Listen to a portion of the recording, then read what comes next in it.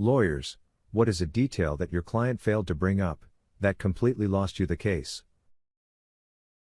A friend of mine is a lawyer, and he said that a client once turned up to court, in the actual same outfit he was wearing in the burglary. When the CCTV footage comes up in evidence, the client looked down at himself and was like, "Oh shit." Not a lawyer, law student, and not exactly what you asked, but I feel like it fits here anyways.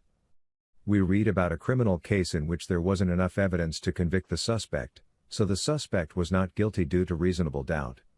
He responded with, "Thank you, Judge, I'll never do it again." DA went into appeal and the dude got convicted. Not my client, but the son of the opposing party, and presumably the party himself. Lied about being blind, to make himself seem more sympathetic as a witness. We didn't know either until he took the witness box. Their counsel asked him to take the oath, and he picked the card up and read it. That was the cherry on top of a series of ridiculous events. The judge dismissed the whole thing in our client's favor shortly after. I was a trainee at the time, but my boss, who was in her late 60s then, said it was the most ridiculous case she'd ever handled. We became a foster family about a year ago. We've had several short-term placements since then, and I always go to the hearings because that's when you can truly find out what's going on. The kid is put into care with all kinds of injuries that parent can't explain, but they all seem to happen when they're at work, and the kid is left at home with family. It was very clear that the kiddo was being abused and neglected during these times, and their romantic partner was the only one there when these injuries were happening. A parent comes to court, and lets us know that they've broken up with that person, and we can give them their kid back now. Judge asks when they broke up, and the parent replies, "Just now, before we walked in, so I can get my kid back." The abusive person sitting next to them, drove them there, still living together, etc. The judge wasn't buying it. I'm a court-appointed attorney, for qualifying individuals in family matters. Termination of parental rights case.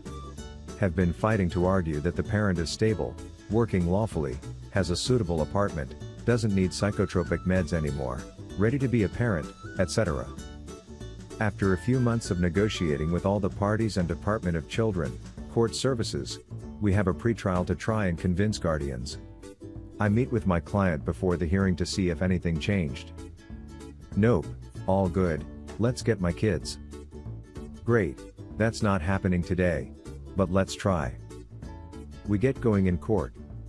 My client, who is super hot-headed and quick to anger, gets riled up and goes off on the guardians, screaming in open court. It doesn't end there, but reveals 1. That no longer is working. 2. No longer in the apartment. 3. Doesn't want to have a relationship with guardians despite her kids loving them. 4. Won't send her kids pictures of the toys they miss and can't have. 5. Plans on moving out of state. 6. Thinks they can live as a family off of state aid when she gets them back. And is 4 months pregnant. All in a matter of 15 seconds, I was too shocked to even react. Speechless. If you like our video, subscribe to watch more.